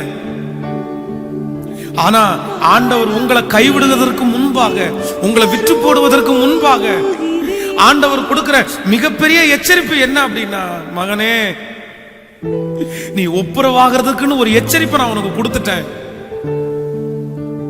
நீ அதற்காக வழக்காடு, தள்ளி போடாத. ஒரு நிமிஷம் என்ன பாருங்க, கவனிங்க. உங்க பிள்ளைகளுக்காக ஒருவேளை ஆண்டவர் அப்படிப்பட்ட காரியத்தை சொல்லி இருக்கலாம். உங்க பிள்ளைகள் அப்படிப்பட்ட சூழ்நிலை இருக்கிறத கர்த்தர் உங்களுக்கு எச்சரிச்சிருக்கலாம். உன் மகன் அப்படிதான் போயிட்டு இருக்கிறான், உங்க மகா அப்படிதான் போயிட்டு இருக்கிறான், அவ போற பாதை சரியில்லை, அவ போற வழி சரியில்லை. ஆனா நீங்க அவங்க மேலே கோவப்படுறதை விட்டுட்டு ஆண்டவருடைய இரக்கத்திற்காக திரும்பிருங்க. உங்க பிள்ளைகளுக்காக நீங்க தான் ஆண்டவரத்துல வழக்காடணும், உங்க கணவனாருக்காக நீங்க தான் வழக்காடணும், உங்க மனைவிக்காக நீங்க தான் வழக்காடணும். காலதாமதம் பண்ணாதீங்க,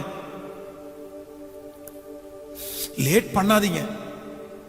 இந்த ஜபத்திலேயே திரும்ப ஒரு விசை கைய மேல உயர்த்தி, ஓ மீண்டும் பாவியாய் உம் சமூகத்தில் வந்துள்ளே, மீண்டும் சிலுவையில் உம்மை அறைந்திட்ட பாவினா, திரும்பி வருகிறே, மானம் திரும்பி வருகிறே.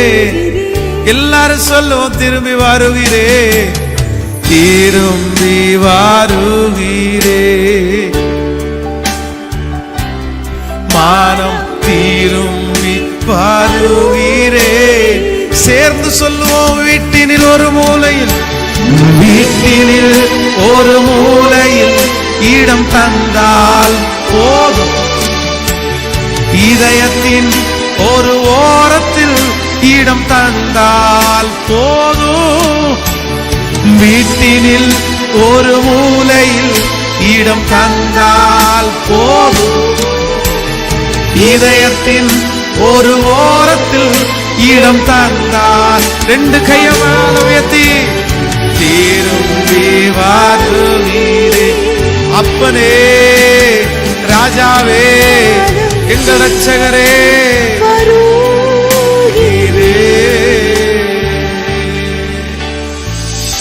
ஹல்லேலூயா, ஹல்லேலூயா. நம்பர் 1, முதலாவது கைவிடப்படுவதற்கு முன் ஆண்டவர் கொடுக்கிற முதல் எச்சரிப்பு என்ன அப்படின்னா, ஆண்டவர் உங்களோட பேசுகிறத நிறுத்துவார். அதுதான் முதல் எச்சரிப்பு. ஆனா உடனே ஒப்புரவாகி பேச ஆரம்பிச்சிடும். நம்பர் 2, இரண்டாவது, நீங்க கைவிடப்படுவதற்கு முன்பாக ஆண்டவர் உங்களுக்கு கொடுக்க ஒரு எச்சரிப்பு ஆண்டவர் உங்களுக்கு கொடுத்துருவாரு. அந்த எச்சரிப்பை கொடுத்ததுல இருந்து ஆண்டவர் நிறைய டைம் கொடுப்பாரு. ஆனா அந்த டைமுக்குள்ள நீங்கள் அந்த நேரத்தை தள்ளி போடாம நீங்க முயற்சி எடுத்து வந்துடணும். கர்த்தர் உங்களை தூக்கி எடுப்பார். நம்பர் 3, மூன்றாவதாக கைவிடப்படுவதற்கு முன்பாக ஆண்டவர் கொடுக்கிற மூன்றாவது எச்சரிப்பு வாசிக்கலாம். நீங்கள் 1 சாமுவேலின் புஸ்தகத்தை எடுத்துக்கொள்ளுங்கள். 1 சாமுவேல் 4ஆம் அதிகாரத்தில் 4ஆம் அதிகாரம் 3வது 4வது வசனத்தை நம்ம வாசிக்க போகிறோம். 1 சாமுவேல் 4ஆம் அதிகாரத்திலே மூன்றாவது 4வது வசனத்தை வாசிக்கலாம். ஜனங்கள் திரும்ப பாளையத்திற்கு வந்தபோது இஸ்ரவேலின் மூப்பரானவர்கள், இன்று கர்த்தர் பெலிஸ்தியருக்கு முன்பாக நம்மை முறியடித்தது என்ன? சீலோவில் இருக்கிற கர்த்தருடைய உடன்படிக்கை பெட்டியை கொண்டு வருவோம், அது நம்மை நம்முடைய பகைஞரின் கைக்கு விலக்கி ரட்சிக்கும்படி நம்முடைய நடுவிலே வரவேண்டியது என்றார்கள். அப்படியே கேருபீன்கள் மத்தியிலே வாசமாயிருக்கிற சேனைகளின் கர்த்தருடைய உடன்படிக்கை பெட்டியை எடுத்து வர ஜனங்கள் சீலோவாவுக்கு சொல்லி அனுப்பினார்கள். அங்கே ஏலியின் 2 குமாரராகிய ஓப்னியும் பினகாசும் தேவனுடைய உடன்படிக்கை பெட்டி அண்டையில் இருந்தார்கள். ஹலோ, இங்க என்ன நடக்குது அப்படின்னா, தேசத்துல பயங்கரம். இப்ப ஆண்டவர் அந்த கைவிடக்கூடிய ஒரு சூழ்நிலை உண்டாயிருச்சு. இவங்க பெரிய பாவம் பண்ணிட்டாங்க, கர்த்தர் வித்து போட ஆரம்பிச்சிட்டாரு. இப்போ ஜனங்கள் முதலிலே யுத்தத்திற்கு போகும்போது நீங்கள் பார்ப்பீர்களே, ஆனால் அங்க யுத்தம் பெரிய ஒரு தோல்வி உண்டாகிறது. இஸ்ரவேல் ஜனங்கள் பெலிஸ்தியர்களுக்கு முன்பாக முறிந்து ஓடுகிறார்கள். உடனே அங்க இருக்கிறவங்க எல்லாம் முடிவு பண்றாங்க, ஏன் நம்ம தோத்து போனோம்? நம்ம தோற்று போறதுக்கு என்ன காரணம்? ஜனங்களுக்கு தெரியல. உடனே அவங்க ஒரு முயற்சி எடுக்கிறாங்க, இல்ல நம்ம தோற்று போறதுக்கு காரணம் கர்த்தருடைய உடன்படிக்கை பெட்டி நம்ம கூட இல்லாதனாலதான் நம்ம தோற்று போறோம். அதனால ஒண்ணு பண்ணுங்க, நீங்க போய் ஆண்டவருடைய உடன்படிக்கை பெட்டியை எடுத்துட்டு வந்துருங்க. அது முன்னாடி போகும்போது நம்ம பின்னாடி யுத்தத்திற்கு போனோம்னா கர்த்தர் நமக்கு முன்னாடி போவார், ஒரு பெரிய ஜெயத்தை நமக்கு கிடைக்கும்னு சொல்லி இவங்க எல்லாரும் சொல்றாங்க. சொல்லும் போது கொஞ்சம் பேர் உடன்படிக்கை பெட்டியை எடுப்பதற்காக ஆசரிப்புக்கு கூடாரத்துக்குள்ள போறாங்க. அப்படின்னா ஏலி இருக்கிற அந்த ஏரியாவுக்குள்ள ஆலயத்துக்குள்ள போறாங்க. ஆலயத்துக்குள்ள போகும்போது நீங்கள் 4வது வசனத்தை வாசிக்கும் போது தெரியும், அப்படியே கேருபீன்கள் மத்தியிலே வாசமாய் இருக்கிற சேனைகளின் கர்த்தருடைய உடன்படிக்கை பெட்டியை எடுத்து வர. கேருபீன்கள் மத்தியிலே கர்த்தர் பயப்படத்தக்கவர். அந்த உடன்படிக்கை பெட்டியை எடுத்து வர ஜனங்கள் சீலோவுக்கு சொல்லி அனுப்பினார்கள். அங்கே ஏலியின் 2 குமாரராகிய ஓப்னியும் பினகாசும் தேவனுடைய உடன்படிக்கை பெட்டியின் அண்டையிலே இருந்தார்கள். கவனிங்க, மகா பரிசுத்த ஸ்தலத்துல வருஷத்துக்கு ஒரு டைம் தான் ஆசாரியன் போவான். அந்த ஆசாரியனும் சாதாரணமா போக முடியாது. தன்னுடைய இடுப்புல ஒரு பெல்ட் கட்டியிருப்பாங்க. அந்த பெல்ட்ல இருந்து ஒரு சங்கிலியை கோர்த்து அந்த சங்கிலி வெளியே விடப்பட்டிருக்கும். ஒருவேளை அந்த வருஷத்துல இவன் ஏதாவது ஒரு தவறு பண்ணி இருந்து கர்த்தருடைய சமூகத்துல துணிகரமாய் போனானேயானால் ஆண்டவர் பரிசுத்த குலைச்சலாய் அங்க ஒன்றையும் அனுமதிக்க மாட்டார். அப்படி பரிசுத்த குலைச்சலாய் போகிறவன் ஆசரிப்பு கூடாரத்துக்கு உள்ளேயே செத்து விழுந்துருவான். அவனுடைய பாடியை எடுக்கிறதுக்கு இன்னொருத்தர் கூட போக முடியாது. அதனால அவனுடைய பாடியை இழுக்கிறதுக்காக அவனுடைய கையில அவனுடைய இடுப்புல சங்கிலியை கட்டி தான் அங்க கூடாரத்துக்குள்ளேயே அனுப்புவாங்க. அவ்வளவு பயபக்தி பரிசுத்தத்திற்குரிய அந்த இடம். ஆனா இந்த ஓப்பினி பினகாசு யாருங்க? இந்த ஓப்பினி பினகாசு 2 பேருமே விபச்சாரக்காரங்க. அங்கே வருகிற ஸ்திரீகளோடு வேசித்தனம் பண்ணினவங்க. சாப்பாட மாம்சத்தை ஆசாரியர்களுக்கு கொடுக்கப்படாத பங்க வலுக்கட்டாயமா தன்னுடைய கையில வாங்கினவங்க. மாம்ச தீனிகள். கர்த்தர் அவங்களை 2 பேரையும் வெறுத்தார். அவர்களை சங்கரிக்க சித்தமானார். ஆனா இவங்க 2 பேரும் ஒண்ணுமே தெரியாதது மாதிரி எங்க போய் உட்காருங்க தெரியுமா? இங்க வேதம் சொல்லுது, ஆசரிப்பு கூடாரத்துக்கு பக்கத்துல ஓப்பினியும் பினகாசும் உட்கார்ந்து இருந்தாங்களாமா. எப்பா, நீ எவ்வளவு மோசமான ஒரு பாவி! உனக்கு கொஞ்சம் கூட மனசாட்சி இல்லை, உனக்கு கொஞ்சம் கூட குற்ற உணர்வு இல்லை. இன்னைக்கு கடந்த நாட்கள்ல திருச்சபையில் இருக்கும்போது ஒரு பையன் சர்ச்சுக்கு வெளியே வாசல்ல நின்னா. நான் உள்ள உட்காந்துருந்தேன் சேர்ல. வாசல்ல நின்று அவன் வந்து ஒரு பேரை சொல்லி என்கிட்ட கேட்குறான், அம்மா உள்ள இருக்காங்களா அப்படின்னு கேட்டான். அப்ப நான் என்ன சொல்றேன் அப்படின்னா, ஏன் ஒருவேளை வந்து ஆலயத்துக்குள்ள வர்றதுக்கு அவன் வெக்கப்படுறானோ அப்படின்னு சொல்லிட்டு, ஏப்பா உள்ள வாப்பா, உள்ள வந்து கேளு, என்ன என்ன கேளு, என்ன எனக்கு தெரியல, உள்ள வா அப்படின்னு கூப்பிட்டேன். இல்லை சார், வாப்பா உள்ள வாப்பா. உடனே உள்ள வந்தான். கேட்டான், திருப்பி கேட்டான். நான் சொன்னேன் அவங்க ஏற்கனவே போயிட்டாங்க அப்படின்னு சொன்னேன். திருப்பி அவன்கிட்ட சொன்னான், சார் நான் உள்ள வராதது வந்து சும்மா இல்லை சார், நான் வந்து குளிக்கல சார், அதனால தான் சார் சர்ச்சுக்குள்ள வர்றதுக்கு நான் கஷ்டப்பட்டேன், நான் குளிக்காம எப்படி சர்ச்சுக்குள்ள வர்றதுன்னு நினைச்சேன், தப்பா நினைச்சுக்காதீங்க அப்படின்னு போனான். ஒரு உலகத்தான் ஆண்டவரை அறியாத ஒரு பையன் திருச்சபைக்குள்ள காலடி எடுத்து வைக்கிறதுக்கு, நான் குளிக்காம நான் வந்துட்டேன், அதனால இந்த சர்ச்சுக்குள்ள காலடி எடுத்து வைக்கிறதுக்கு நான் தகுதியற்றவன் அப்படின்னு அவ்வளவு தூரம் ஆண்டவருக்கும் பரிசுத்த ஸ்தலத்திற்கும் திருச்சபைக்கும் மரியாதை கொடுப்பானே. ஆனால் ஒரு தேவனுடைய பிள்ளை, ஆனா இன்னைக்கு இருக்கிற தேவனுடைய பிள்ளைங்க நிறைய பேருக்கு பயங்கரமான துணிகரம், மனசாட்சி செத்து போயிருச்சு, மனசாட்சி மழுங்கி போயிருச்சு, அவங்களுக்கு அந்த பயமே இல்லை. அவ்வளவு பெரிய தப்ப செஞ்சுட்டு அவ்வளவு பெரிய மிஸ்டேக்க பண்ணிட்டு அவருடைய இருதயம் குத்தப்படவே இல்லை. அதை நியாயப்படுத்துறாங்க. அதை நியாயப்படுத்துறது மட்டும் இல்ல, அதை செஞ்ச ஒரு 10 பேரை தங்களுக்கு கூப்பிட்டுக்கிறாங்க. அவன் செய்யலையா, இவன் செய்யலையா, இந்த ஊழியக்காரன் செய்யலையா, அந்த ஊழியக்காரன் செய்யலையா, உடனே அவரை பிடிச்சுக்கிறாங்க. ஆண்டவருடைய பிள்ளைகளே, இந்த சத்தியத்தை கேட்கிறவங்களை ஜாக்கிரதையா இருங்க. ஆண்டவர் உங்களை கைவிடுகிறதற்கு முன்பாக உங்களுக்கு வருகிற 3வது எச்சரிப்பு என்ன அப்படின்னா, உங்க மனசாட்சியில சூடுண்ட பொய்யரா இருப்பீர்களே ஆனால், நீங்க செஞ்ச தப்பு உங்க மனசுல குத்தல அப்படின்னா, உங்க செஞ்ச தப்பு உங்க மனசாட்சி வாதிக்கல அப்படின்னா, be careful, be careful. கர்த்தர் உங்களை கைவிடுவதற்கு இன்னும் ரொம்ப நேரம் ஆகாது. மனசாட்சி குத்தணும். சிலர் அப்படிதான் அழுவாங்க, ஒரு தப்பை பண்ணிட்டு, நான் ரொம்ப தப்பு பண்ணிட்டேன் பாஸ்டர், நான் மன்னிச்சிருங்க, ஆண்டவர் நான் மன்னிப்பாரா, நான் இப்படி தப்பு பண்ணிட்டேன், ஆண்டவர் நான் மன்னிப்பாரா. ஆனா சிலர் அவ்வளவு பெரிய தவறு செய்திருப்பார்கள், ஆனா அவங்க மனசாட்சி, நான் செஞ்சது நியாயம்தான், நான் செஞ்சது எந்த தப்பும் இல்லை, ஏன் யாரும் செய்யாத நான் செஞ்சுட்டேனா, ஆண்டவர்கிட்ட ஒரு டைம் மன்னிப்பு கேட்டா சரியா போயிடும்.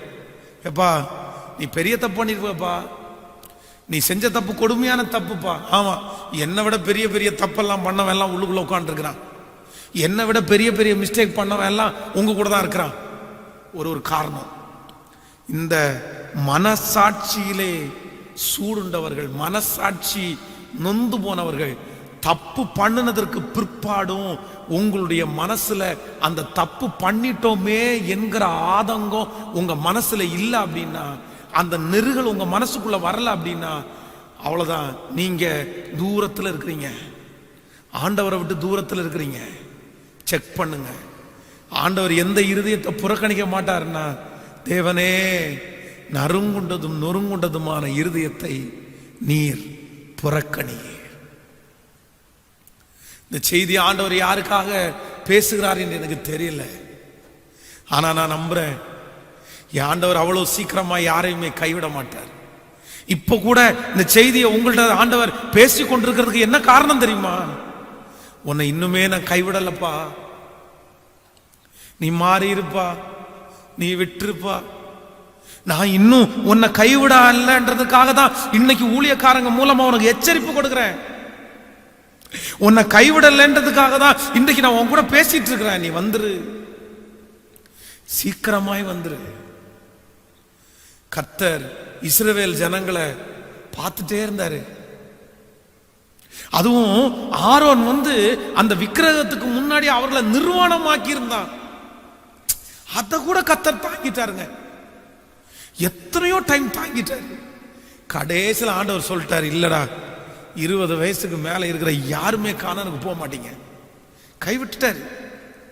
இன்னும் நீங்க வேதத்துல வாசிச்சு பாருங்க, அநேக இடங்களில் சொல்லிட்டே இருப்பாரு, நான் வித்து போட்டேன், அவங்க கையில வித்து போட்டேன், அவங்க கையில நான் ஒப்பு கொடுத்தேன். அவங்க கையில ஒப்பு கொடுத்தோன்னு பாத்தீங்க அப்படின்னா இவர்கள் அவர்களுக்கு கப்பம் கட்டுகிறவர்களாய் மாறிட்டாங்க, அவர்களுக்கு அடிமைகளாய் மாறிட்டாங்க.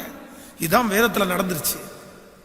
ஆண்டவர் உங்களை கைவிடுவதற்கு முன்னாடி, ஆண்டவர் உங்களை யார்கிட்டையும் வித்து போடுறதுக்கு முன்னாடி, தேவ ஜனமே மனம் திரும்பும்.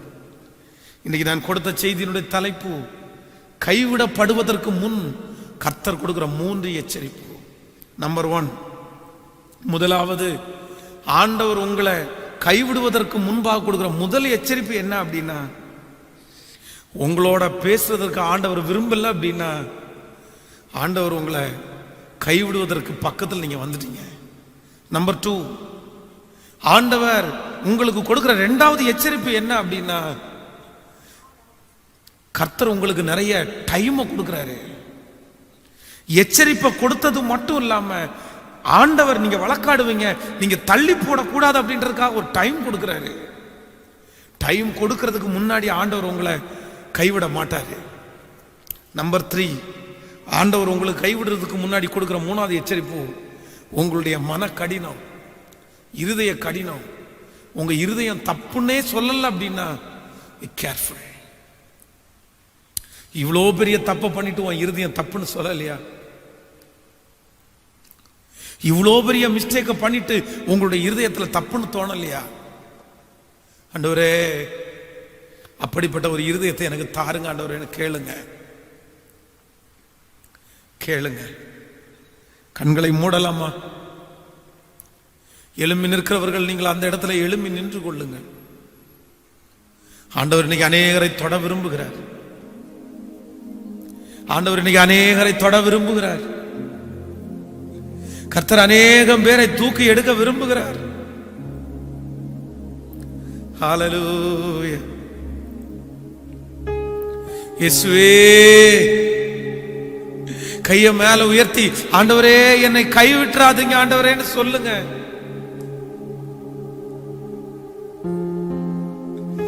என்னை கைவிடாதீங்கப்பா, நீங்க இல்லைன்னா நான் எங்கப்பா போவேன்? நீங்க கைவிட்டா ஆண்டவரே நான் ஒரு சாதாரணமான ஒரு பிணத்திற்கு சமமா மாறிடுவேன் ஆண்டவரே, என்ன கைவிடாதீங்கப்பா. கேளுங்க, கேளுங்க. இருதயத்தின் ஆழத்திலிருந்து சத்தத்தை உயர்த்தி இந்த வார்த்தையை யார்கிட்டெல்லாம் ஆண்டவர் பேசினாரோ கேளுங்க. நன்றி ஆண்டவரே, உங்க சமூகத்துல மீண்டும் பாவியாய் வந்து நிற்கிறேன், என்னை ஏற்றுக்கொள்ளுங்க ஆண்டவரே, என்னை ஏற்றுக்கொள்ளுங்க ஆண்டவரே. கேளுங்க. ஓ, மீண்டும் பாவியாய் சமூகத்து வந்துள்ளே, மீண்டும் சிலுவையில் உம்மை அறைந்திட்ட பாவினா திரும்பி வருகிறே, மனம் திரும்பி வருகிறே. சொல்லுங்க எல்லாரும், திரும்பி வருகிறே, மனம் திரும்பி வருகிறே. சேர்ந்து வீட்டினில் ஒரு மூலை, வீட்டினில் ஒரு மூலையில் இடம் தந்தால் போதும், இதயத்தில் ஒரு ஓர்.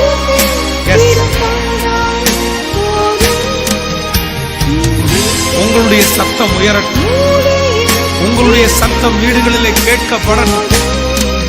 நீங்க சொல்லுங்க, நீங்க ஆண்டவரை ஆராதிங்க. ஆண்டவரே திரும்பி வருகிறேன், திரும்பி வருகிறே, ஓ மனம் திரும்பி வருகிறேன். கேளுங்க, உங்களுடைய வீட்டுக்கு பெரிய ரட்சகர்.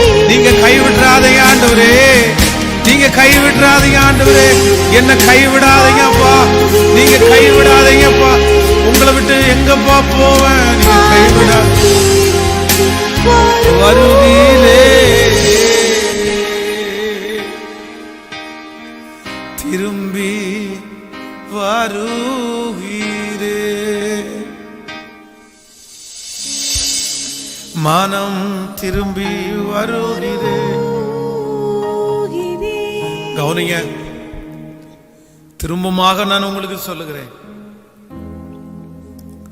ஆண்டவர் அவ்வளவு சீக்கிரமா யாரையுமே கைவிட மாட்டார். தேவன் எச்சரிப்பு கொடுக்காம கைவிட மாட்டார். இந்த ஏலியினுடைய குடும்பத்திற்கு ஆண்டவர் நிறைய எச்சரிப்பு கொடுத்தாரு. ஆனா அதை எதையுமே அவங்க காது கொடுத்து கூட கேட்கல. அதுக்காக அவங்க ஒரு முயற்சியுமே எடுக்கல. கடைசியில ஒரே நாள்ல ஒரே குடும்பத்துல அத்தனை மரணம்.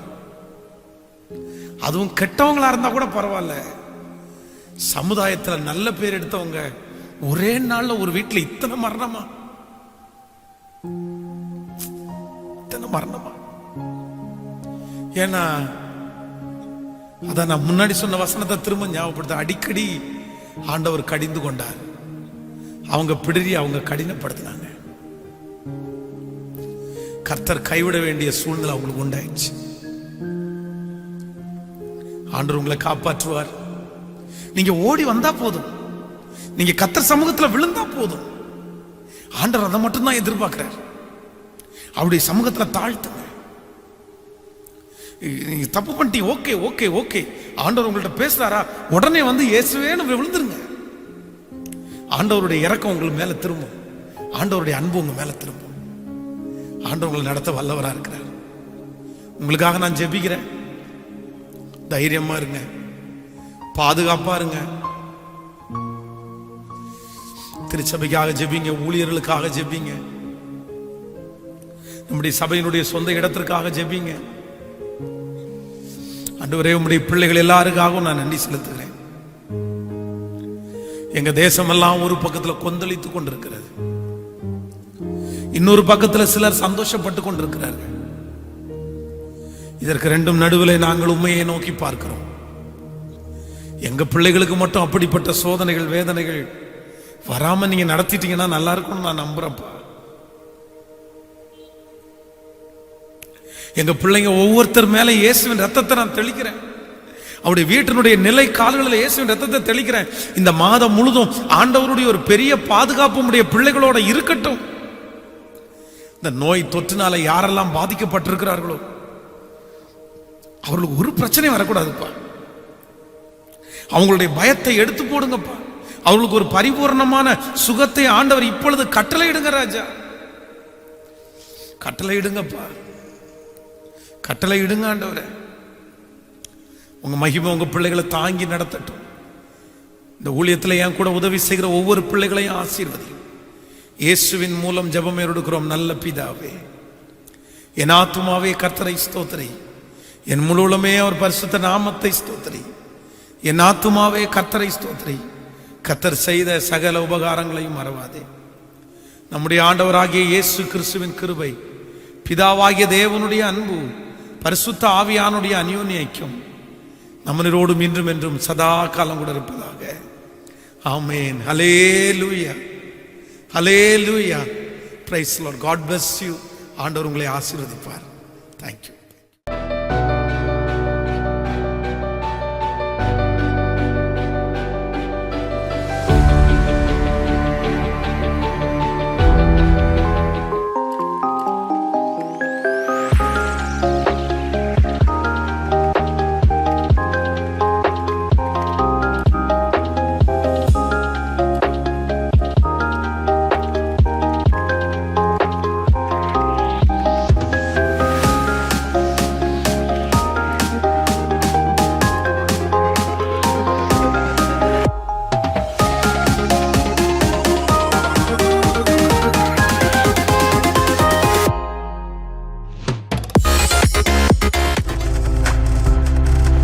நீங்கள் பார்த்துக் கொண்டிருப்பது உங்கள் ஜாய் டிவி. உங்கள் துக்கம் சந்தோஷமாய் மாறும்.